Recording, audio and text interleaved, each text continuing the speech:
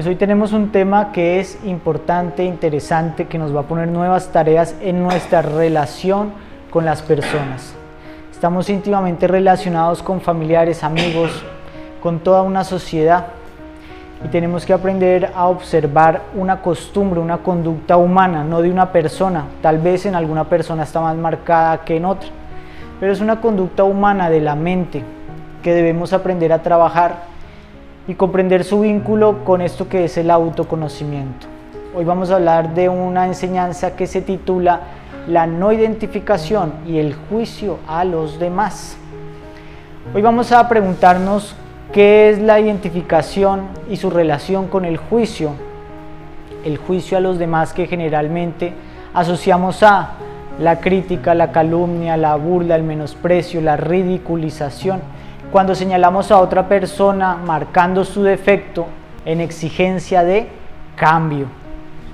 Vamos a ir más allá del precepto que nos dicen no juzguéis, porque vamos a preguntarnos por qué juzgamos, y vamos a ir más atrás aún y vamos a descubrir qué es el juicio como tal y por qué el juicio, siendo algo favorable, positivo, algo que sirve a la conciencia, se deteriora.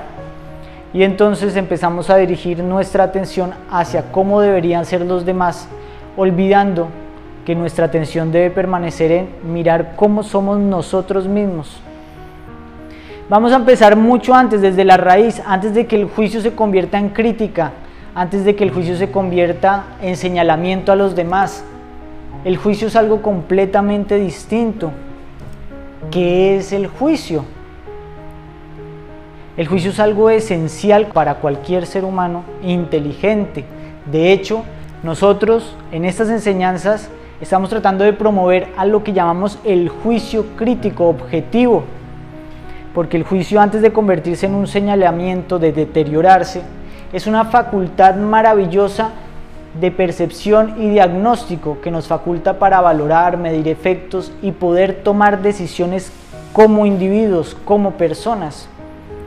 El juicio es esto que tenemos aquí en este momento cada uno de nosotros, que nos permite ver la realidad por nosotros mismos, comparar, valorar, medir y a partir de eso tomar decisiones. En cosas tan sencillas como en nuestra cocina podemos mirar si el fogón está prendido o apagado, si está caliente o está frío, si la planta necesita agua o no, si estoy tomando decisiones correctas para mi emprendimiento o si por el contrario estoy siendo contradictorio, queriendo una cosa y haciendo la otra. Todo eso lo puedo lograr con algo que se llama el juicio, mi capacidad de observar lo que está pasando en mi vida cotidiana y actuar a partir de esa valoración. ¿No les parece esto esencial, fundamental? Si no tuviéramos un juicio propio, siempre tendríamos que estar preguntando a los demás qué debemos hacer, cómo hacerlo. Eso es lo que nos permite ser personas independientes y autónomas. Pero este juicio se deteriora por algo que llamamos un segundo tipo de juicio, que lastimosamente es el más frecuente en la mayoría de seres humanos, lo que llamamos el juicio del ego. Un juicio que está deteriorado, alterado, porque es un juicio que no tiene claridad, sino que se hace a través de todas las cosas que vamos añadiendo a nuestra mente, de la carga cultural, del bagaje del tiempo, de nuestras creencias, de nuestra religión, de la moda que aprendimos, de las costumbres de nuestra sociedad, de nuestros valores morales, éticos, que nos impiden ver la realidad tal y como es. Por eso dice una sentencia, que no vemos las cosas como son, sino como somos, ¿cierto? Si una persona, por ejemplo, está adherida a la religión católica, va a ver la vida a través de los valores católicos y tal vez va a censurar a una persona que vive en India o en otro país por creer en esos dioses que son tan diferentes a los suyos, porque su juicio está percibiendo a través de todo el filtro de su bagaje cultural, no es un juicio objetivo. Y eso también nos pasa en las relaciones con las personas. Nuestro juicio se altera y la forma más notoria de alteración es cuando nosotros tenemos que relacionarnos con los demás y vemos que los demás tienen defectos, que vivimos en una sociedad imperfecta, Así que nos sale este patrón que dice, los demás deberían cambiar, los demás deberían mejorar. ¿Por qué sucede esto? Un fenómeno esencial es que los defectos de los demás, de los otros, son mucho más evidentes que los nuestros. Y eso tiene una razón de ser muy profunda. ¿Por qué? Soportar la violencia de otra persona es muy incómodo, es muy molesto. Soportar la violencia de un jefe tirano, por ejemplo. Entonces ahí el defecto de la otra persona es muy visible. Es muy incómodo soportar la pereza de un trabajador que llegue tarde, ¿verdad? Es muy incómodo soportar la mediocridad de una persona a quienes ustedes han encargado un servicio. Imagínense, ustedes llevan el coche al taller y el mecánico es mediocre, hace un arreglito así nomás. Eso es incómodo y es molesto. Soportar los defectos de los demás es supremamente incómodo y por eso la reacción instintiva que tenemos es la de señalar, la de decir, hey, esto me perjudica, me estás incomodando, me estás molestando, cámbialo por favor. Y con toda razón, porque es que los defectos de otros son molestos. Ahora la pregunta es la siguiente, ¿y si nosotros fuéramos iguales, pero no lo notamos? ¿Por qué no lo notamos? Porque hay cierta miopía en la observación y solamente vemos un fragmento de la realidad. Pues les voy a decir una razón. Porque los defectos de los demás nos perjudican, los propios nos benefician. Es diferente ser la víctima de la pereza del trabajador que ser el trabajador que tiene pereza de ir a trabajar. Para él aplazar es un placer, levantarse 5 minutos más tarde es un placer, llegar un poquito después pues es un gusto, ¿verdad? Es diferente sufrir la ambición de un jefe que te paga poco a ser el jefe que necesita de ese ahorro para aumentar sus ganancias, ¿verdad? Así que cuando los defectos están en nosotros, no los vemos como defectos, sino como cosas necesarias. Para el trabajador, para el jefe que paga mal al trabajador, su defecto no es ambición, sino es productividad. Eso es ganancia de su empresa, eso es su trabajo. Para la persona que es perezosa, pues esa persona necesita descansar y está haciendo justicia porque el jefe no le paga lo suficiente. Cada uno justifica sus errores, pero es muy severo con los errores de los demás, porque es muy difícil recibir el error de otros que emitir nuestros propios errores.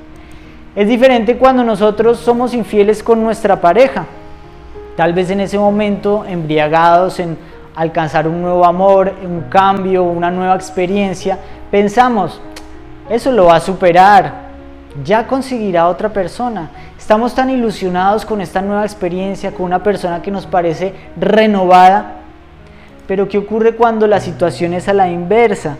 Cuando percibimos que nuestra pareja nos está siendo infiel, eso ya no nos gusta igual. Entonces ahí surgen las críticas, el reclamo de injusticia. Por eso dice otra sentencia, las cosas no nos parecen malas cuando las hacemos, sino hasta que no las hacen a nosotros. Entonces descubrimos que estamos en una sociedad donde todos somos seres humanos, con una misma mente, porque todos tenemos los mismos patrones de conducta, somos seres humanos con las mismas tendencias a realizar los mismos actos en diferente medida y en diferente apariencia. Pero tenemos una inclinación en ver esos defectos solamente en los demás. Y de esta manera nuestro proceso de cambio se va a estancar.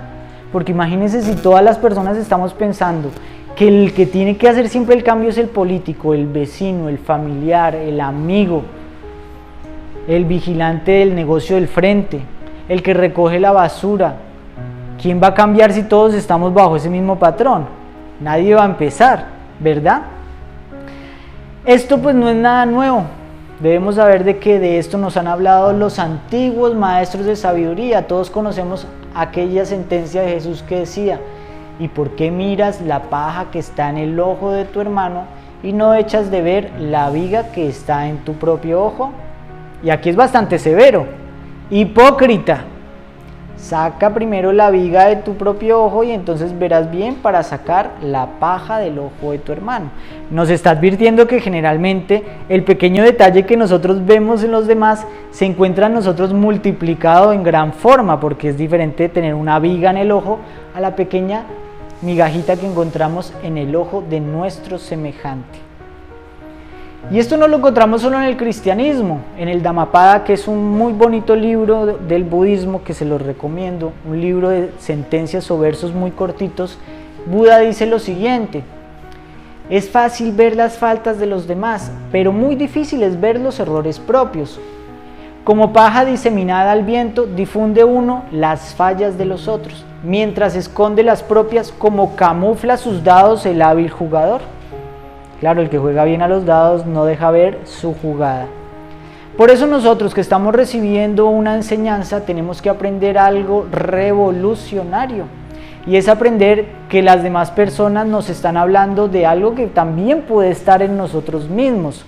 Sobre todo cuando nos molesta, esto nos está invitando a utilizar nuestras relaciones como un espejo en el cual podemos preguntarnos: oiga, qué molesto que es recibir la mediocridad, la violencia, la ira de otra persona, la injusticia. ¿Será que yo también soy así cuando estoy hipnotizado con mis yoes?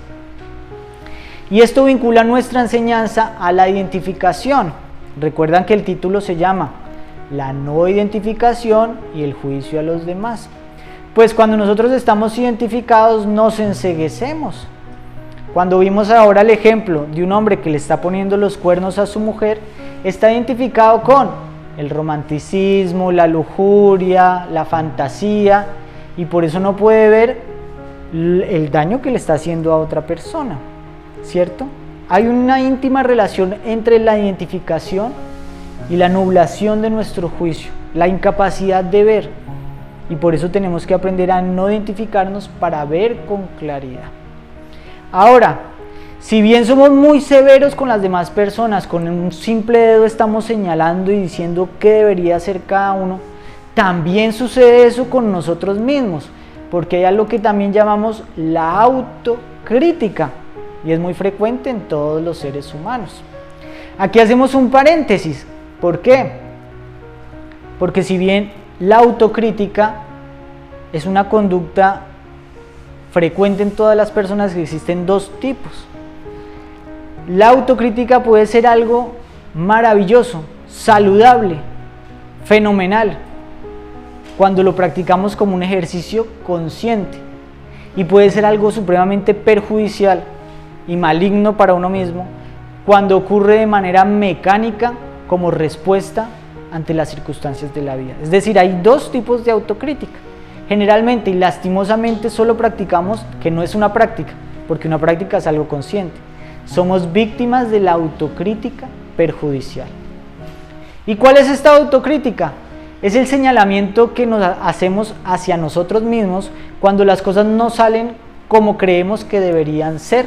Y entonces nos decimos frases como: no puedo, soy un fracaso, yo soy lo peor, nunca voy a cambiar, no valgo para nada, yo para qué me sigo esforzando, etc. Nos empezamos a machacar la cabeza con frases muy negativas porque tal vez no podemos acomodarnos a lo que socialmente es correcto, tal vez no podemos acomodarnos a la figura que nuestra familia o amigos o sociedad tienen del éxito, tal vez no podemos ser la persona sobresaliente en el campo que sea, desde una red social a un negocio, y por eso nos empezamos a marcar a nosotros mismos de manera muy negativa. Esto no genera ningún progreso interior y por el contrario, lo único que hace es afirmar defectos y limitaciones que estamos creando sobre nosotros mismos. Esto nos hace meternos en un estado depresivo y negativo hacia la vida, que no nos permite florecer y que no aporta a la salud y al bienestar de la mente. Necesitamos una mente saludable, necesitamos una mente limpia, necesitamos una mente motivada, sobre todo cuando queremos emprender un trabajo revolucionario en relación a lo interior. Estas reacciones solo producen desaliento, desmotivación y refuerzan afirman nuestros condicionamientos, son como un catalizador, como echarle cemento a la mente, donde estás forjando tus defectos y limitaciones diciendo no puedo y por lo tanto no podrás. Porque no hay peor muro que no le permite a uno dar un paso adelante que el muro invisible del pensamiento a través de una palabra negativa como no puedo, eso es difícil, eso es imposible. Así tengas el camino abierto, si tu mente tiene esas palabras, no vas a poder proseguir. Para que el autojuicio sea algo saludable, debe partir desde la conciencia objetiva y un reconocimiento muy especial. El autojuicio consciente debe partir del reconocimiento de que somos una creación divina en proceso de evolución.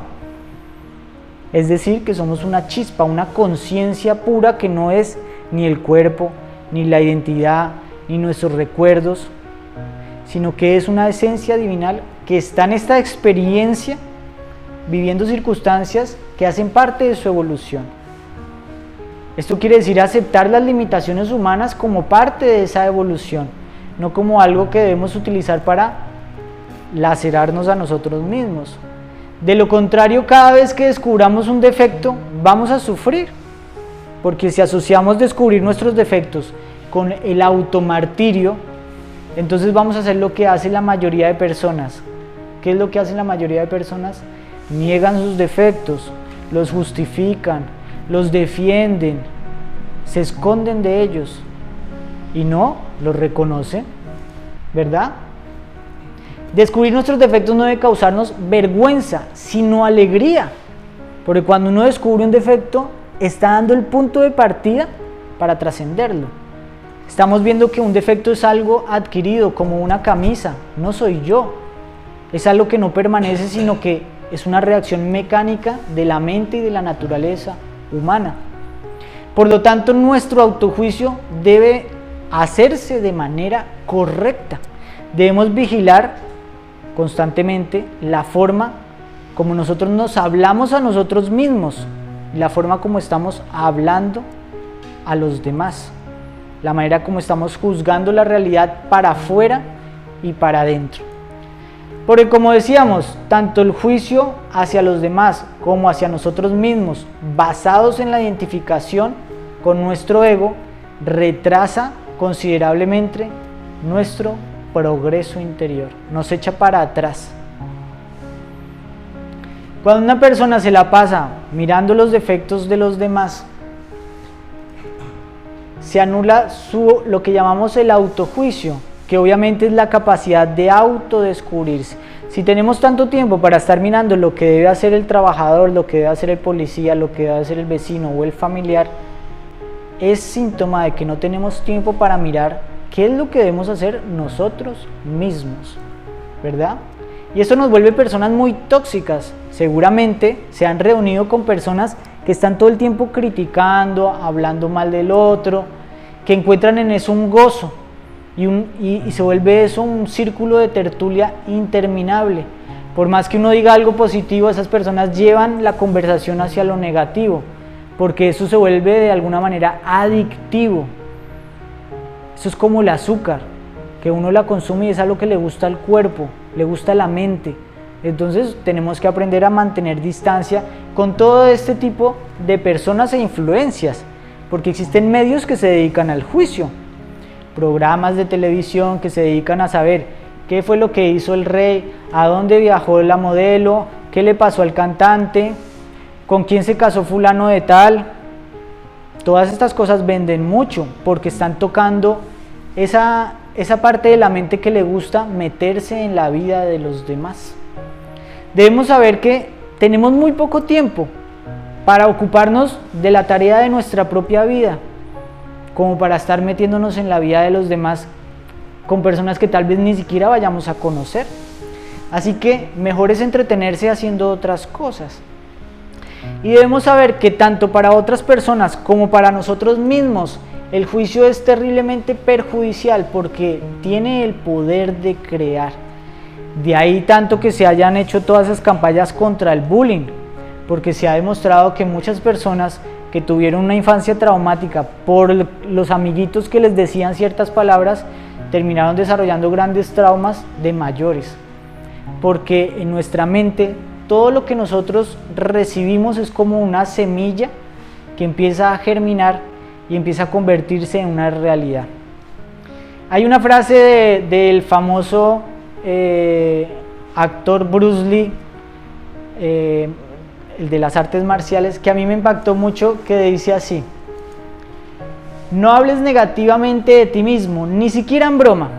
Tu cuerpo no sabe la diferencia. Las palabras son energía y moldean lo que tú eres. Cambia la forma de hablar de ti mismo y podrás cambiar tu realidad. Algo tan simple como las palabras que tú te emites a ti mismo, de las cuales no eres consciente, porque esas palabras se están manifestando de manera mecánica. Podríamos incluso sentarnos a mirar qué estamos diciéndonos a nosotros mismos y hacer el ejercicio de hablarnos a nosotros mismos de manera consciente, estimulando nuestras habilidades, nuestras capacidades y nuestra disposición a hacerlo mejor cada día. Y en cuanto a hablar hacia los demás, también podemos revisar una cita de la cual hablaba Krishnamurti en uno de sus primeros libros muy bonito, que se llama A los pies del maestro.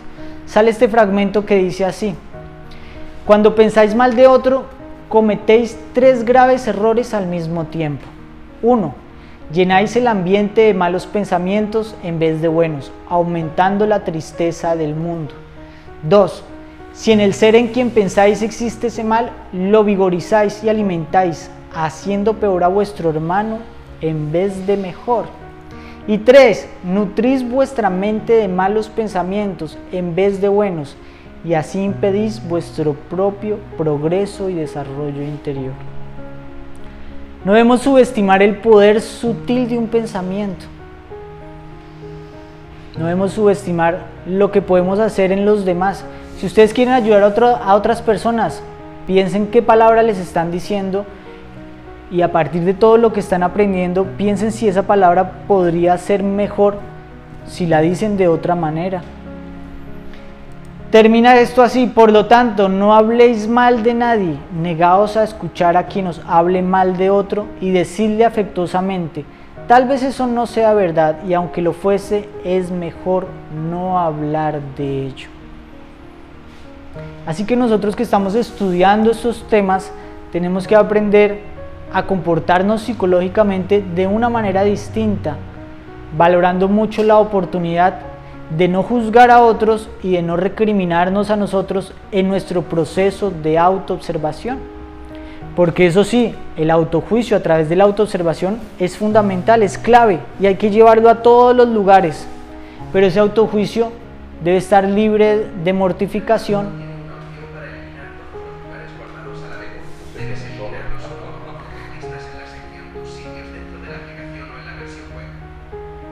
Están vivos. Muy bien. Teniendo esto en claro, vamos a pasar a ver que cuando nosotros juzgamos a otros, nos estamos poniendo el peso del juicio sobre nosotros mismos. El peso de tus juicios recaerá sobre ti con el mismo peso que los impones a otros. Por eso también es muy importante aprender a no juzgar a los demás, porque nosotros, para ser libres, necesitamos dar libertad.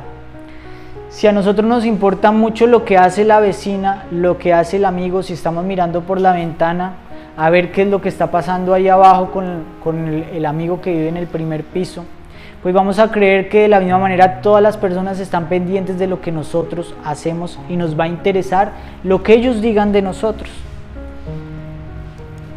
Decía el maestro: con la vara que mides serás medido.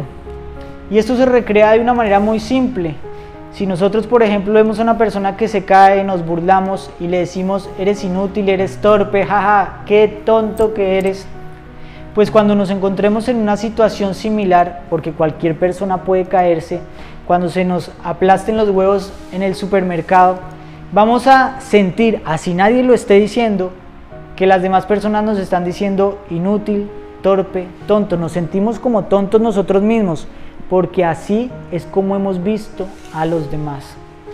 Si una persona, por el contrario, sabe que cualquier persona se cae, cuando se caiga va a tener esa tranquilidad porque le ha dado esa libertad a otros y se la da también a sí mismo. Recordemos que, comprendiendo que la vida es una escuela y que las condiciones de la vida siempre están cambiando, debemos dar a otros la misma libertad que queremos recibir. Es decir, que nosotros nos damos la libertad, dándole la libertad a otros de vivir sus experiencias, de equivocarse. Y si esa persona está bajo nuestro cargo o está compartiendo la vida con nosotros, aprender a decírselo de una manera sabia, con las mejores palabras que se tenga en el repertorio en ese momento, con palabras de sabiduría. Necesitamos gran libertad, porque si uno empieza a vivir de manera diferente, ¿qué es lo primero que va a llegar a nuestro alrededor cuando cambiamos nuestros patrones de vida? Pues van a llegar juicios de los demás, que nos van a decir: tú estás loco, tú por qué no aprovechas la oportunidad y estás trabajando todo el día, o si dejamos de trabajar nos van a decir que somos vagos, que eres un ingenuo, que eres un irresponsable, que te han lavado la cabeza, que en qué culto te has metido. Y claro, ¿qué va a pasar? Si nosotros somos personas que estamos pendientes del juicio, eso nos va a causar mucho sufrimiento, al punto de que terminamos amoldándonos a las exigencias de ser como los demás quieren, solamente para que no nos juzguen. Hay que tener pellejo de hierro, porque en la vida siempre van a haber juicios a nuestro alrededor. Una frase muy interesante del Buda es la siguiente: si permaneces en silencio, ¿qué va a pasar? Serás criticado. Si hablas mucho, serás criticado. Si hablas moderadamente, hombre, también te van a criticar. En verdad, en esta tierra no hay nadie que se vea libre de la crítica. Por eso hay que liberarse de esas críticas, y la mejor manera es no criticar a otras personas. Pues si criticamos y estamos pendientes, si creemos que tenemos derecho de exigirle a otros, le estamos dando por ende el derecho a otros a tener fuerza sobre nosotros. De lo contrario, si no nos interesa qué está haciendo el otro, también nos interesa lo que el otro piense que estamos haciendo nosotros.